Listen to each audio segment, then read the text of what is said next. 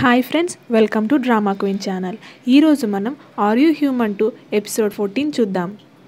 Episode స్టార్టింగ్లో chairman గిల్తో ఈ recording చూసినప్పుడు నువ్వు బాగా షాక్ అయినట్లు కనిపించావు అని అంటాడు. నేనా అని గిల్ అంటాడు. మనిద్దరికి మాత్రమే తెలిసిన గతం ఒకటి ఉంది కాబట్టి నేను ఈ రికార్డింగ్ని ఎడిట్ చేపించి నీ వాయిస్ తీసేశాను. అంతేకాని నువ్వు ఇలా నటించాల్సిన అవసరం లేదు. ఈ రికార్డింగ్లో నువ్వు నన్ను హాస్పిటల్కి పంపాలనుకుంటున్నావు అన్న మాటలున్నాయి అని చైర్మన్ అంటాడు. అయ్యో, మీరు నన్ను తప్పుగా అర్థం చేసుకుంటున్నారు. నేను అలా అనింది మన కంపెనీ కోసమే. మీరు కూడా అందుకేగా నామ్షన్ వాళ్ళ నాన్నకి జరిగింది బయట ప్రపంచానికి తెలియకుండా అప్పుడు చేశారు అని గిల్ అంటాడు. ఇప్పుడు దాన్ని బయటికి తవ్వితే నీకొచ్చే లాభం ఏంటి అని చైర్మన్ అడుగుతాడు.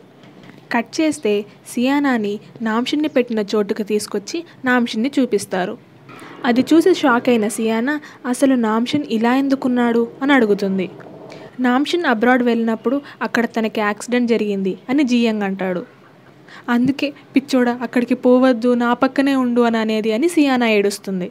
అలా ఏడుస్తున్న సియానా దగ్గరికి వెళ్ళి హగ్ చేసుకొని ఏడ్చే వాళ్ళని హగ్ చేసుకోవడం రూల్ అని షిన్నా అంటాడు.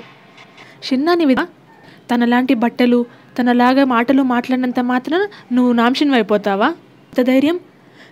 ఇది తలుచుకుంటే నా మీద నాకే అసహ్యం వేస్తుంది అని సియానా అంటుంది. మీలాంటి మనుషుల్ని నేను ఎక్కడా చూడలేదు. ఒక పక్క నామ్షన్ ఇక్కడ చచ్చిపోతుంటే మీరందరూ ఆటలు ఆడుతున్నారా ఆటలు అని సియానా అరుస్తుంది. ఏంటి, చచ్చిపోతున్నాడా? ఇదంతా నీకు ఒక ఆటలాగా కనిపిస్తుందా? ఇక్కడున్న ప్రతి ఒక్కరూ కేవలం నామ్షన్ కోసమే వాళ్ళ ప్రాణాలని రిస్క్లో పెట్టారు. మీ నాన్న నుండి తనని కాపాడుతున్నాం, తనేం చచ్చిపోవట్లేదు అని జియంగ్ గట్టిగా అరుస్తాడు. కొంచెం సేపు అయ్యాక నేను అలా మాట్లాడిండకూడదు అని సారీ చెప్పి జియంగ్ అక్కడి నుండి వెళ్ళిపోతాడు. నేను నామ్షన్తో పాటు ఒంటరిగా ఉండాలనుకుంటున్నాను అని సియానా అంటుంది. కాంగ్సో షిన్నాతో బయటికి పద అని సైగ చేస్తుంది. అలా అందరూ బయటికి వచ్చేస్తారు. నామ్షన్ని అలాంటి పరిస్థితిలో చూసి సియానా బాగా బాధపడుతుంది. కట్ చేస్తే బయటికి వచ్చాక కాంగ్సో షిన్నాని అలానే చూస్తూ ఉంటుంది.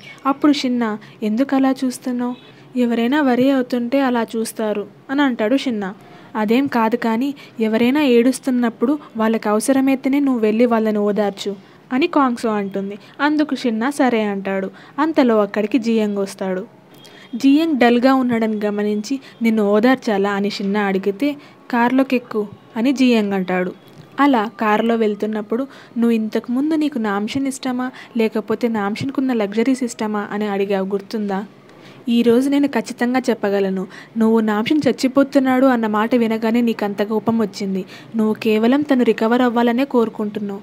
అంటే దాని అర్థం నీకు నామ్షన్ అంటే ఇష్టం అని షిన్నా అంటాడు. నువ్వు మళ్ళీ నాన్సెన్స్ మాట్లాడుతున్నావు అని జియంగ్ అని చిన్నగా నవ్వుకుంటాడు. అందుకు షిన్నా కూడా నవ్వుతాడు. ఒక కూతురుగా ఇది నాకు అనిపిస్తుంది అని సియానా అంటుంది. నీ నమ్మకమే నిజమైతే బాగుంటుంది అని డాక్టర్ ఓ అంటుంది. నామ్షన్కి ఏంటివి ఇలా పెట్టారు అని సియానా అడుగుతుంది. ఇది అల్ట్రాసౌండ్ మెషిన్. దీన్ని వాడినందుకు ఇంతకుముందు ఒకరు అన్నాను కదా, నామ్షన్ కూడా లేస్తాడు అని డాక్టర్ ఓ అంటుంది. కానీ 20 ఏళ్ల ముందు నామ్షన్ని వదిలిపెట్టిపోయిన వాళ్ళ అమ్మ కంటే నాకే నామ్షన్ గురించి ఎక్కువగా తెలుసు. ఇప్పుడు ఇన్ని సంవత్సరాల తర్వాత వచ్చి ప్రేమ కురిపిస్తున్నారు, మీకు సిగ్గుగా లేదు అని సియానా డాక్టర్ ఓతో అంటుంది. అందుకు డాక్టర్ ఓకి బాధ కోపం వచ్చినా నాకంటే ఎక్కువగా నామ్షన్ గురించి నువ్వే కేర్ తీసుకుంటున్నది ఆలోచించి తనకి ఏదైతే మంచిదో అది డెసిషన్ తీసుకో అని డాక్టర్ ఓ చెప్పి వెళ్ళిపోతుంది. కొద్దిసేపటికి ఎక్కడున్నావు అని గిల్ అడిగితే అదంతా నేను చెప్పలేను, ఈరోజు రాత్రంతా నేను నామ్షన్ దగ్గరే ఉంటాను అని సియానా అంటుంది. నీకు చైర్మన్కి డిమెన్షియా లేదన్న విషయం ముందే తెలుసు కదా, అయినా నాకెందుకు చెప్పలేదు అని గిల్ అరుస్తాడు. పర్లేదు, అలా చెప్పనందుకేగా ఈరోజు మీ ఆశ అందరి ముందు బయటపడింది అని సియానా అంటుంది. నీకేమైనా పిచ్చా అని గిల్ అరుస్తుండగానే సియానా కాల్ కట్ చేస్తుంది. కట్ చేస్తే కాంగ్సో ఇంకా పడుకొనే ఉంటుంది.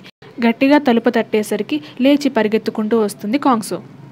సియానా నామ్షన్ దగ్గర కనపడడం లేదు, తను వాళ్ళ నాన్న గిల్ దగ్గరికి వెళ్ళిందేమో, గిల్కి కాల్ చేస్తాను అని కాంగ్సో అంటుండగానే నామ్షన్ ఫోన్కి గిల్ కాల్ చేస్తే షిన్నా స్పీకర్లో పెడతాడు. నీతో చైర్మన్ గారి ముందు ఒక ఇంపార్టెంట్ విషయం మాట్లాడాలి, అర్జెంటుగా చైర్మన్ గారి రూమ్కి రా అని చెప్పి కాల్ కట్ చేస్తాడు గిల్. చైర్మన్కి మాత్రం ఈ విషయం తెలియకూడదు అంటూ జియంగ్ షిన్నా అక్కడికి పరిగెత్తుకుంటూ వస్తారు. కానీ అప్పటికే అక్కడ గిల్ వచ్చేసింటాడు. ఎందుకు నాకు చెప్పలేదు అని చైర్మన్ అడిగితే మీరేమంటున్నారు అని జియంగ్ అంటాడు. ఇంకెప్పుడు చెప్పాలనుకుంటున్నారు అని గిల్ అంటాడు. అంతలో నేనంతా చెప్పేశా అంటూ అక్కడికి సియానా వస్తుంది. సియానాని చూసి జియంగ్ షిన్నా షాక్ అవుతారు. ఏంటి, నన్ను ఇంతవరకు వెయిట్ చేయించినందుకు నువ్వు సారీ చెప్పావని, మనం పెళ్లి చేసుకోవాలనుకుంటున్నామన్న విషయం మన పెద్దలకి చెప్పేశాను అని సియానా అంటుంది.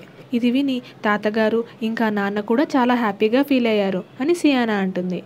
స్మైల్ చెయ్యి అంటూ షిన్నాతో చిన్నగా అంటుంది సియానా. ఏం చేయాలి అంటూ షిన్నా జియా ఇద్దరూ నవ్వుకుంటూ బయటికి రావడం చూసి అసలు ఏం జరుగుతుంది అని షాక్ అవుతుంది. బయటికి వచ్చాక ఇలా ఎందుకు చేశావు అని జియంగ్ అడిగితే, ఇలా చేస్తే కానీ నేను నామ్షన్ వైపే ఉన్నానని మీరు నమ్మరు. ఎలాగైనా తనని పెళ్లి చేసుకోబోయేదాన్ని నేనే, అందుకే ఇలా చేశాను అని సియానా అంటుంది. షిన్నాకి రింగ్ ఇచ్చి ఇది పెట్టుకో అని సియానా అంటుంది. నీ దగ్గర రింగ్ ఉంది కానీ ఫోన్ లేదా అని షిన్నా అడిగితే, ఏంటి అని అంటుంది సియానా. నువ్వు ఒక్కసారి కాల్ చేసి ఒక్క మాట చెప్తే ఇంత భయపడేవాళ్ళు కాదు కదా, నువ్వు సడన్గా వెళ్ళిపోయేసరికి వీళ్ళంతా చాలా భయపడ్డారు. అయినా ఇదంతా చూస్తుంటే నీకు అందరి అటెన్షన్ నీ వైపు తిప్పుకోవడం చాలా ఇష్టంగా ఉన్నట్లుంది అని షిన్నా అంటాడు. నిన్ను అయినా అదంతా కాదు కానీ నేను కంపెనీ దగ్గరికి జర్నలిస్ట్లని పిలిచాను, ఇది పెట్టుకుని వచ్చి అందరి ముందు బాగా యాక్ట్ చేయి అని చెప్పి సియానా అక్కడ నుండి వెళ్ళిపోతుంది. మనం ఇప్పుడు ఇదంతా చేయాలా అని కాంగ్సో అడిగితే, ప్రస్తుతానికి తను చెప్పినట్లే చేద్దాం అని జియంగ్ అంటాడు. నువ్వు ఇందాక చెప్పింది మాత్రం చాలా ఫన్నీగా ఉంది షిన్నా. సరే, నేను చైర్మన్ని బయటికి తీసుకెళ్ళాలి అంటూ అక్కడ నుండి వెళ్ళిపోతాడు జియంగ్. ఆ రింగ్ పెట్టుకో అని కాంగ్సో అంటే, సరే అని ఆ రింగ్ దీనికి కాదు, నామ్షన్ వాళ్ళ నాన్నకి ఏం జరిగిందో బయటికి చెప్పనని అని గిల్ అంటుండగానే అక్కడికి జియంగ్ వచ్చేసరికి గిల్ అక్కడి నుంచి వెళ్ళిపోతాడు.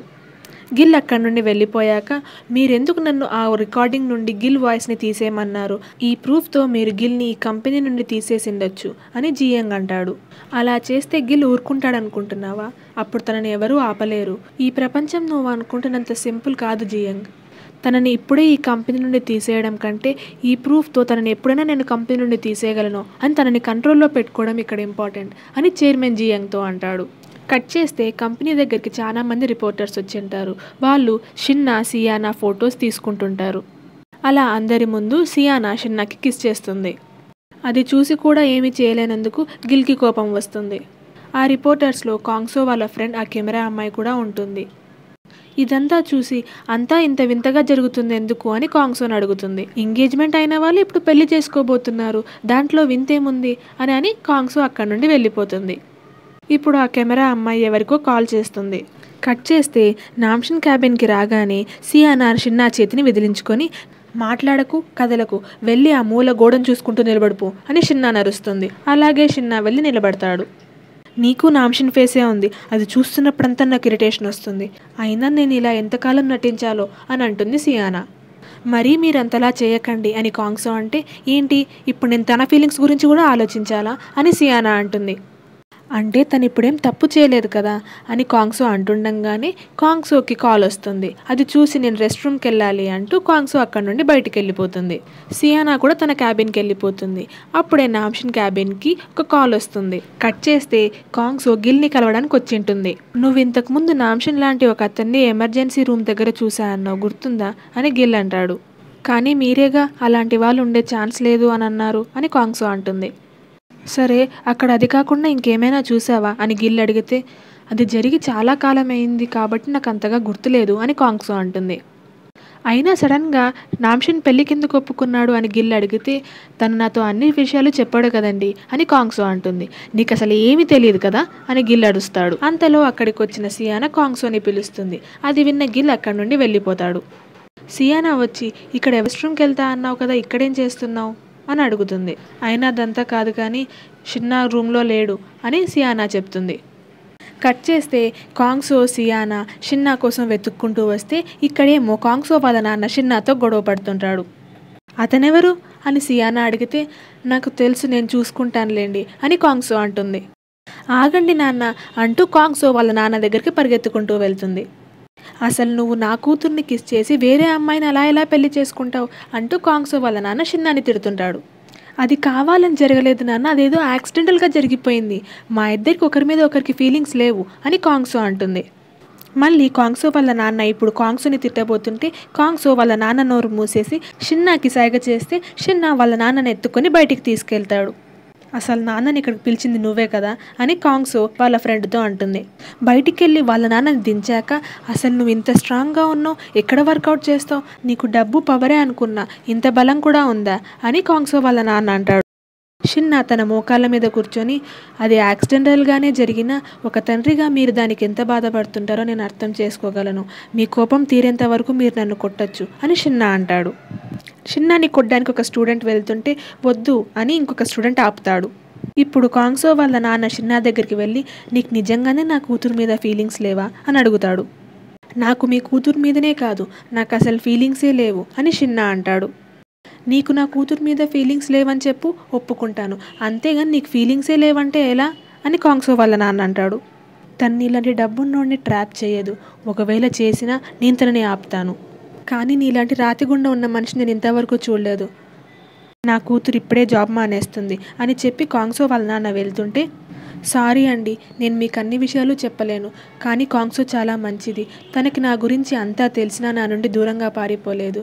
నాతో పాటే ఉండి నా సీక్రెట్ ఎవరికి తెలియకుండా నన్ను కాపాడుతుంది. అలాగే నేను కూడా తనని కాపాడాలి. అది నా బాధ్యత. నేను నా ప్రామిస్ నిలబెట్టుకుంటాను అని షిన్నా అంటాడు. ఇదంతా చూస్తుంటే తనకు నీ మీద ఫీలింగ్స్ ఉన్నాయనుకుంటా అని కాంగ్సో వాళ్ళ ఫ్రెండ్ అంటుంది. నువ్వు నా కూతురుతో ఆడుకుంటున్నావో లేకపోతే నిజం చెప్తున్నావో నాకు అర్థం కావట్లేదు. కానీ నువ్వు చేసిన ప్రామిస్ నిలబెట్టుకో. నా కూతురికి ఏమైనా జరిగిందంటే నేను మళ్ళీ వస్తాను అని కాంగ్సో వాళ్ళ నాన్న చెప్పి వెళ్తుంటే, ఒక్క నిమిషం ఆగండి, నా కారులో ఇంటికి వెళ్ళండి అని చెప్తే వాళ్ళ నాన్న వద్దంటాడు. కానీ అతని స్టూడెంట్స్ అతన్ని బలవంతంగా లోపలికి ఎక్కించి అక్కడి నుండి అందరూ వెళ్ళిపోతారు. కాంగ్సో షిన్నాని అలానే చూస్తూ ఉంటుంది. షిన్నా చూసేసరికి, ఏంటి ఇక్కడే ఉన్నావు, పద, సియానా నీ కోసం వెయిట్ చేస్తుంది అని కాంగ్సో అంటుంది. కట్ చేస్తే డాక్టర్ ఓ నామ్షిన్ వాళ్ళ నాన్న అంటే తన భర్తని పెట్టిన చోటు దగ్గరికి వెళ్తుంది. అక్కడ చైర్మన్ నామ్షిన్ వాళ్ళ నాన్న ఫోటో చూస్తుంది. అప్పుడే అక్కడికి వచ్చిన జియంగ్తో, ఈ ఫోటో చూస్తే ఎవరికైనా ఈ మనిషికి నా భర్త మీద ఎంతో ప్రేమ ఉందని అనుకుంటారు అని అంటుంది. అంతలోపే అక్కడికి చైర్మన్ వస్తాడు. చైర్మన్ వచ్చి డాక్టర్ ఓని పలకరిస్తాడు. అది చూసి డాక్టర్ ఓ షాక్ అవుతుంది. కట్ చేస్తే సియానా, షిన్నా, కాంగ్సో ఒక కారులో వెళ్తూ ఉంటారు. షిన్నా కాంగ్సోని చూసి స్మైల్ చేస్తాడు. కానీ కాంగ్సోకి మాత్రం షిన్నా వాళ్ళ నాన్నతో చెప్పిన మాటలే గుర్తొస్తుంటాయి. ఇది గమనించిన సియానా వెటకారంగా నవ్వుతుంది. మీరు కంఫర్టబుల్గా ఉన్నారా అని కాంగ్సో సియానాని అడుగుతుంది. పర్లేదు, నువ్వు డ్రైవ్ చేయి అని సియానా అంటుంది. ఇంతలో షిన్నా విండో తెరుస్తాడు. అది చూసి, విండో తెరవకు, ఒకవేళ బయటి వాళ్ళు చూస్తే నేను నీతో మళ్ళీ యాక్ట్ చేయాల్సి వస్తుంది. అక్కడ నా ఆప్షన్ అలా బెడ్ మీద ఉంటే నేను ఇక్కడ ఇంతలా నవ్వలేను అని సియానా అంటుంది. కానీ షిన్నా మాత్రం విండోని క్లోజ్ చేయడు. మళ్ళీ కాంగ్సో, ప్లీజ్ విండో క్లోజ్ చేయి అని అడిగితే అప్పుడు షిన్నా విండోని క్లోజ్ చేస్తాడు. అసలు నీ ప్రాబ్లం ఏంటి, ఎందుకు నా మాట వినకున్నావు అని సియానా షిన్నాని అరుస్తుంది. అరవకు యానా అని షిన్నా అనేసరికి, యానానా అసలు ఏమనుకుంటున్నావు, ముందు ఆ రింగ్ తీసేసేయి అని ఆ రింగ్ని లాగి కింద పడేస్తుంది సియానా. నామ్షిన్ తొందరలోనే రికవర్ అవుతాడు. తనలా రికవర్ అయిన వెంటనే తనతో చెప్పి నిన్ను మెల్ట్ చేయిచ్చేస్తాను అని సియానా అంటుంది. నేను ఈ రింగ్ని పెట్టుకోవాలి, ఎందుకంటే నేను ఇప్పుడు నామ్షిన్ని అని షిన్నా ఆ రింగ్ని పెట్టుకుంటాడు. నువ్వు నా మాటలు వినవు కదూ అని సియానా షిన్నా బ్యాటరీని తీసేస్తుంది. షిన్నా పవర్ ఆఫ్ అయిపోతాడు.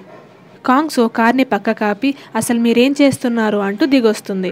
ముందేమో గోడను చూస్తూ నిలబడమన్నారు, ఇప్పుడేమో బ్యాటరీ తీసేశారు.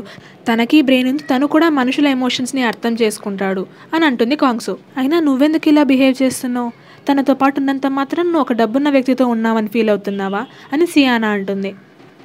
కాంగ్సోకి కోపం వచ్చి ఆ బ్యాటరీని తీసుకుని వచ్చి షిన్నాకి పెడుతుంది. షిన్నా ఇప్పుడు పవర్ ఆన్ అవుతాడు. మళ్ళీ బ్యాటరీని తీయడానికి వెళ్తుంటే కాంగ్సో చేయి పట్టుకొని ఆపి, షిన్నా ఈసారి ఎవరు పడితే వాళ్ళు నీ బ్యాటరీని లాగారంటే నిన్ను చంపేస్తా అని కాంగ్సో అంటుంది. ఎవరు పడితే వాళ్ళ, నీతో మాట్లాడాలి, నాతో పాటు రా అని సియానా అంటుంది. కాంగ్సోని కొట్టి, నన్ను ఎవరు పడితే వాళ్ళు అని అంటావా, నన్ను అలా అనడానికి నువ్వెవరు అని సియానా అంటుంది. మీరు వేరే వాళ్ళతో మర్యాద లేకుండా మాట్లాడచ్చు కానీ నేను మాట్లాడకూడదా, అయినా నామ్షిన్ మీ నాన్న గనక లేకపోతే నువ్వు దేనికి పనికిరావు అని కాంగ్సో అనగానే కాంగ్సోని మళ్ళీ కొట్టడానికి పోతుంది సియానా. కాంగ్సో చేయి పట్టుకొని ఆపి, ఇందాక నువ్వు నన్ను కొడితే నేను ఊరుకున్నానంటే అర్థం నాకు చేతకాక కాదు అని కాంగ్సో అంటుంది. నువ్వు స్ట్రాంగ్ అయితే నాకేంటి అని సియానా కాంగ్సోని కాలుతో తంతుంది. కాంగ్సో కింద పడ్డాక మళ్ళీ సియానా కాంగ్సోని కొట్టడానికి పోతే షిన్నా వచ్చి ఆపుతాడు. కాంగ్సోతో అలా బిహేవ్ చేయకు అని షిన్నా అంటే, నువ్వెవరు నన్ను ఆర్డర్ చేయడానికి అని సియానా అంటుంది. సియానా అలాగే కాంగ్సోని కొట్టడానికి ట్రై చేస్తుంటే షిన్నా సియానాని తోసేస్తాడు. అసలు నువ్వు దీంట్లో ఎందుకు ఇన్వాల్వ్ అవుతున్నావు అని కాంగ్సో అంటుంది. ఫీలింగ్సే లేని షిన్నాకి ఇప్పుడు కాంగ్సో మీద ఫీలింగ్స్ స్టార్ట్ అయ్యాయా అనేది మనం నెక్స్ట్ ఎపిసోడ్లో చూద్దాం. Thanks for watching. మీకు మా వీడియో నచ్చినట్లయితే ప్లీజ్ మా ఛానల్ని సబ్స్క్రైబ్ చేయండి. Thank you.